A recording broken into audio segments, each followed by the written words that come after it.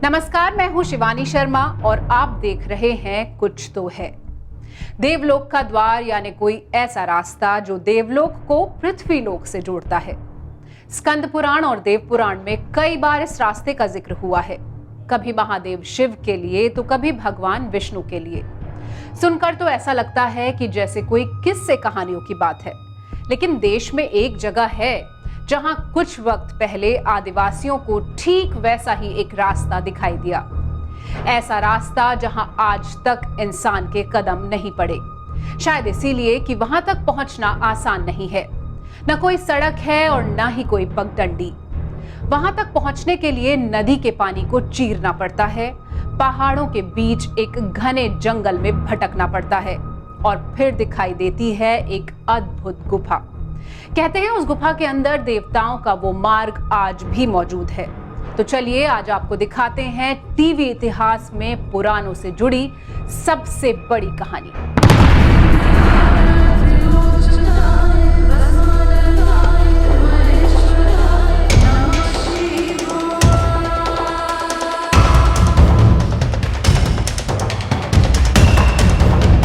जहां देश की आखिरी सड़क खत्म होती है, वहीं से शुरू होता है नदी के बीच एक गुमनाम रास्ता। ऊंचे ऊंचे पहाड़ और चट्टानों को चीर कर गुजरता एक रहस्यमयी दरिया, जहां इंसान तो क्या, सूरज की रोशनी भी नहीं पहुंचती, जहां एक गलती का मतलब है मौत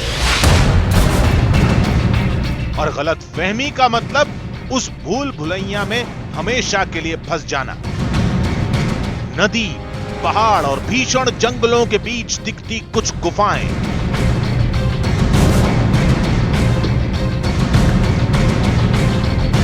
और उन गुफाओं से गुजरता एक दैवीय रास्ता।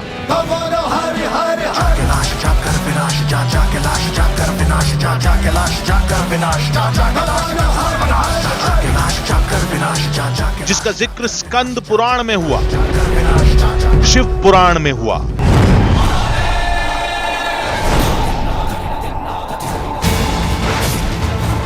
और महाभारत में भी हुआ। एक ऐसा रास्ता जिसे वेदों में देवलोक का द्वार कहा गया।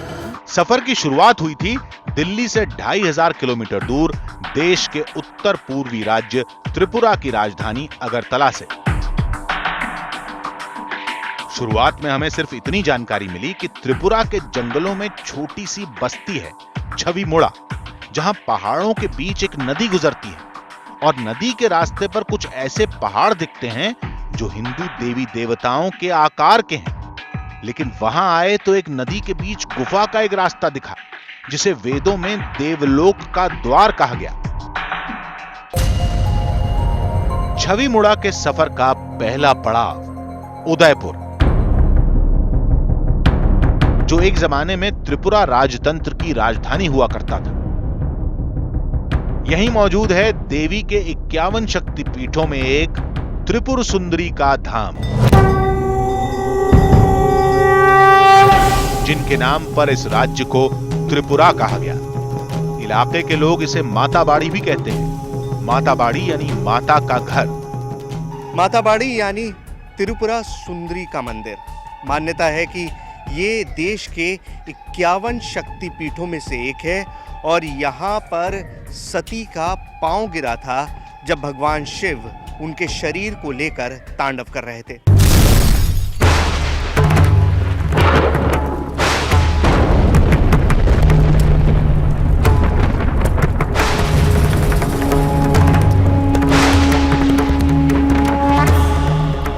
एकान्नो पीठ है ना, शक्तिपीठ, ये एक है। यहाँ पर माता जी का दाना पैर गिरा था। त्रिपुरा के लोग मानते हैं कि आपको अगर छवि मुड़ा तक पहुंचना है तो पहले आपको यहाँ पर आना पड़ेगा और इसीलिए हम भी यहाँ पहुंच चुके हैं।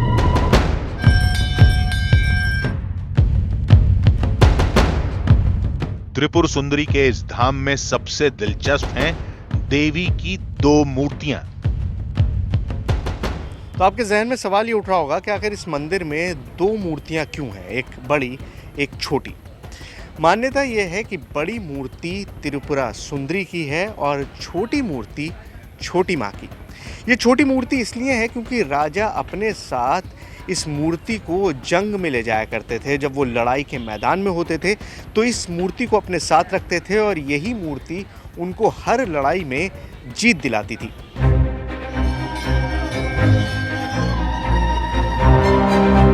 देवी के इस धाम में बहुत से अनसुलझे रहस्य हैं, लेकिन फिलहाल हमारी दिलचस्पी छवि मुड़ा में थी, जो यहां से ज्यादा दूर नहीं था।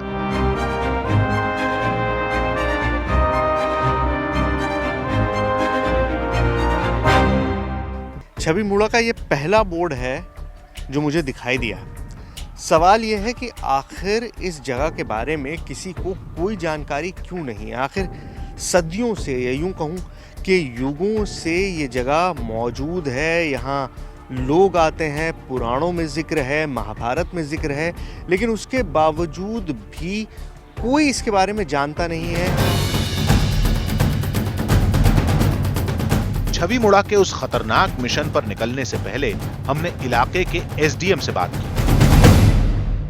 जो नेचुरल ब्यूटी है, ग्रीनरी जो है, वो इतना खूबसूरत नज़ारा है, वो देखने लायक है।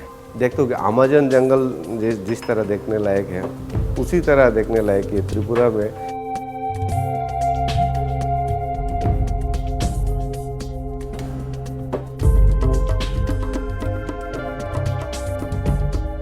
जो भी जाता है उधर दिन में देखता है, घूमता है, रात के टाइम पे उधर कोई नहीं जाता है। ये एक मीत है। इस तरह की जमातिया जो सोसाइटी है, उनके दिल में बैठा हुआ है ये बात, तो रात को कोई नहीं जाता है उधर। इलाके का हर जानकार बस यही बताता रहा कि छवि मुड़ा के जंगलों तक पहुंचना आसान काम नहीं है।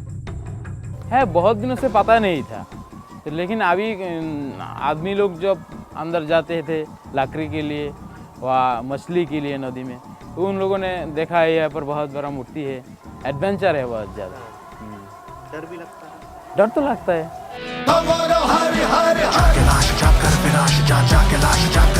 लेकिन तमाम चेतावनियों के बाद भी हमारा इरादा नहीं बदला। गांव के इन कच्चे रास्तों से चलकर हम उन रहस्यमय जंगलों की ओर बढ़ते रहे। लोगों ने बताया कि छवि मुड़ा का ये गांव देश की आखिरी इंसानी बस्ती है। आगे न कोई सड़क है, न पैदल चलने का कोई रास्ता। चलते चलते हम गांव के आखिरी छोर तक पहुंच गए। सब कुछ वैसा ही था जैसा बताया गया। सड़क का रास्ता खत्म हो चुका था और आगे का रास्ता पानी की लहरों से तय होना था।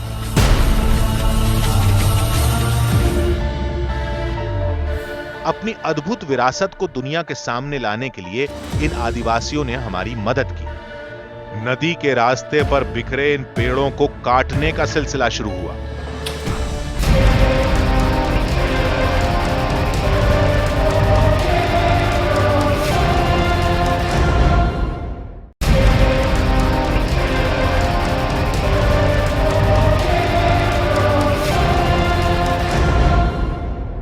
देवलोक का द्वार, क्या वाकई इस धरती पर कोई ऐसा रास्ता है जो देवलोक को पृथ्वीलोक से जोड़ सकता है?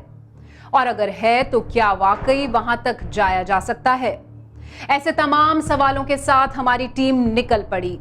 आगे का रास्ता कठिन था, इतना कठिन जिसकी कल्पना भी हम नहीं कर सकते थे। हम निकल पड़े थे एक ऐसे सफर में जो अब तक किसी और ने तय नहीं किया था। न कोई सड़क, न कोई पगडंडी। आगे जाने का बस एक ही जरिया है, गोमाती नदी।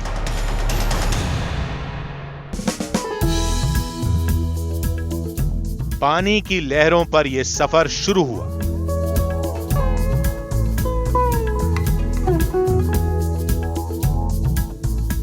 थोड़ी देर बाद ही छवि मुड़ा में देवताओं का वो अद्भुत संसार दिखाई देने लगा।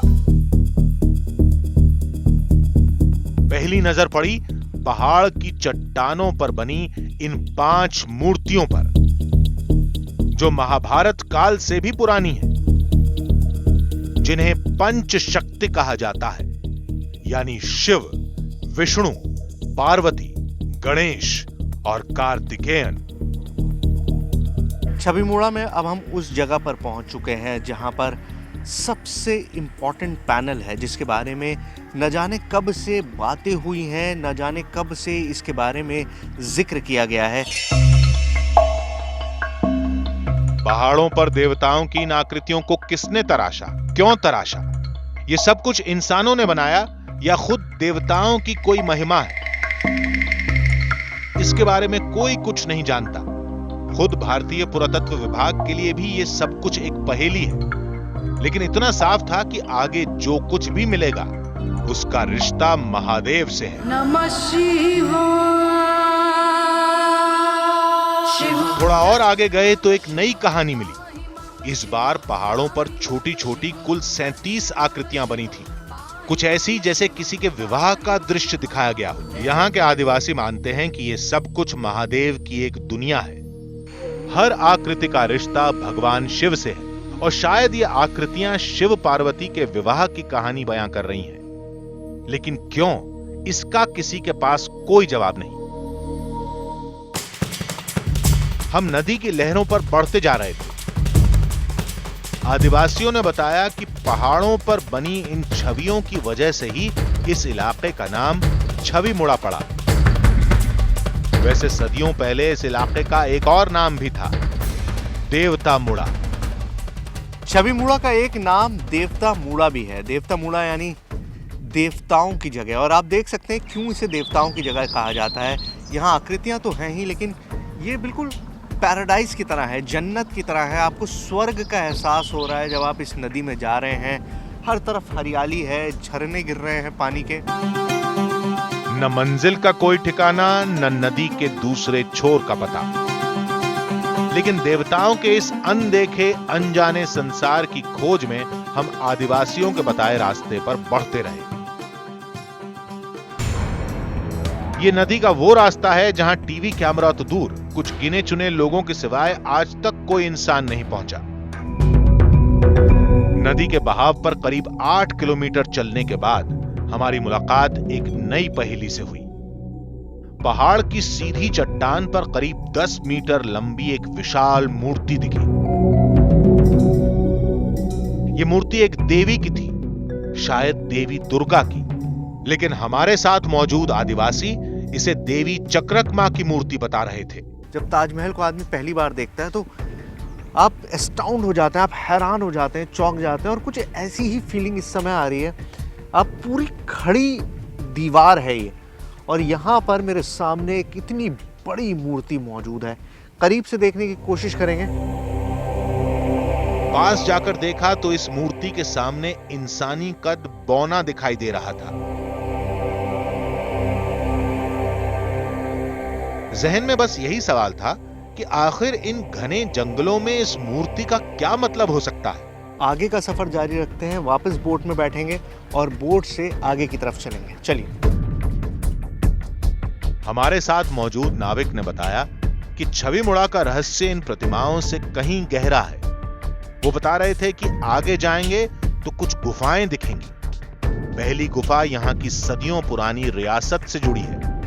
कहते हैं उस गुफा में राजा ने अकूत दौलत छिपाई थी और देवी चक्रक मां आज भी उस खजाने की रक्षा करती हैं।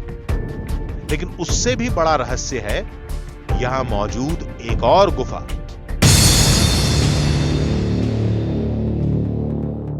जिसे आदिवासी देवताओं की गुफा कहते हैं। और माना जाता है कि उसी गुफा को पुराणों में देवलोक का द्वार कहा गया, यानी ऐसा रास्ता जो धरतीलोक को देवलोक से जोड़ता है। नाविक ने बताया कि उन्होंने कुछ वक्त पहले ही उस गुफा को देखा है, लेकिन वहां तक जाना आसान नहीं है। जंगली जानवरों का खतरा है, जानलेवा दलदल है। लेकिन कोशिश की जाए तो आज भी उन गुफाओं के अंदर जाया जा सकता है। मिशन शुरू होता उससे पहले ही नदी का अगला मोड़ चुनौती बनकर सामने था।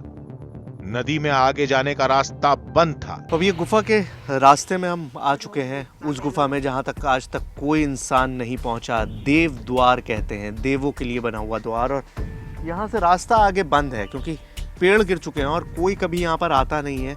और इसीलिए हम उस पेड़ को काटने के लिए जाएंगे। पहले उन पेड़ को काट के नदी का रास्ता बनेगा, बोट जाने के लिए रास्ता बनेगा, उसके बाद अंदर जाएंगे। अपनी अद्भुत विरासत को दुनिया के सामने लाने के लिए इन आदिवासियों ने हमारी मदद की। नदी के रास्ते पर बिखरे इन पेड़ों को काटने का सिलसिला शुरू हुआ।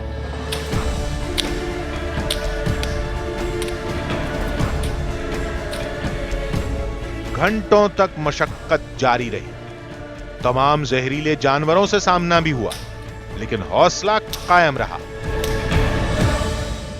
तो ये नदी का वो हिस्सा है जहाँ पर कोई भी नहीं आता, कोई नहीं आया है। पूरा रास्ता हमने साफ किया, जो बांस, जो सारा ज़मीन ढह के नीचे आ गई थी और उसने रास्ता बंद कर दिया था इस तरफ आने का। नदी का मेन रास्ता नहीं है ये, नदी तो उधर से जाती है नदी। इधर एक धारा कट रही है, उस धारा को हम साफ करके और अब हम उस गुफा की तरफ बढ़ रहे हैं। वो गुफा जिसे देव द्वार कहते हैं, यानी देवों का द्वार। आगे क्या होगा?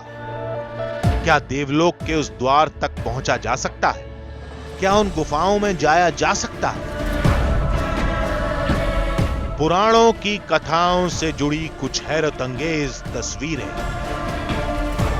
बस थोड़े से इंतजार के बाद।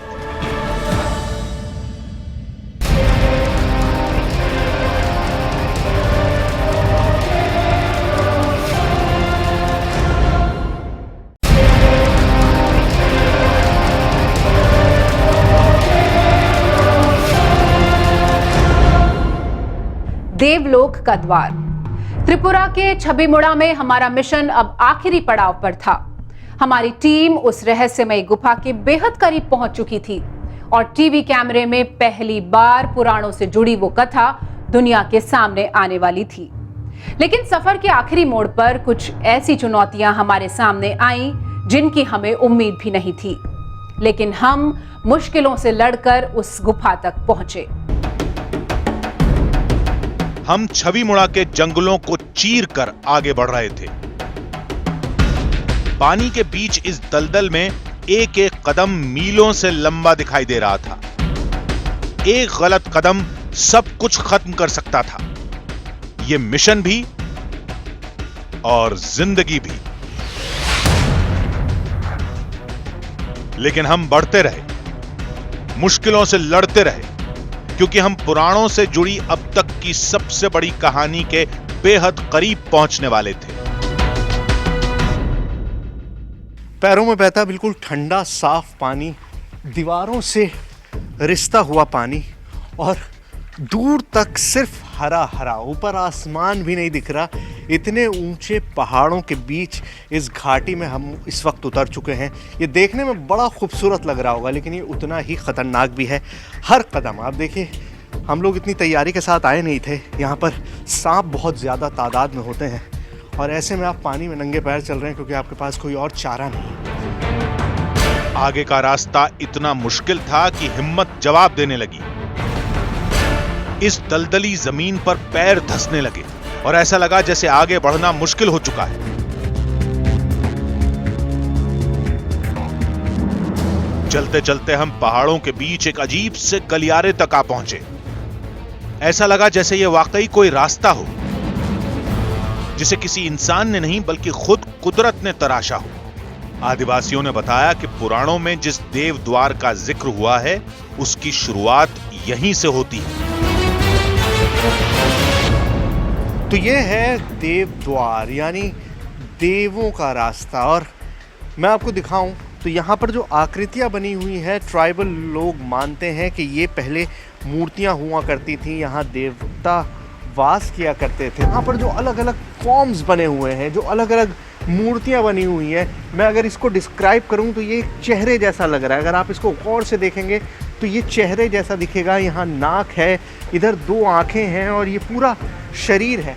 और इस तरह की एक नहीं है, यहाँ पूरी जगह सैकड़ों इस तरह की मूर्तियों का फॉर्म्स बने हुए हैं, इस तरह के शेप यहाँ पर मौजूद हैं जो अपने आप में एक करिश्मा है, एक अजूबा है।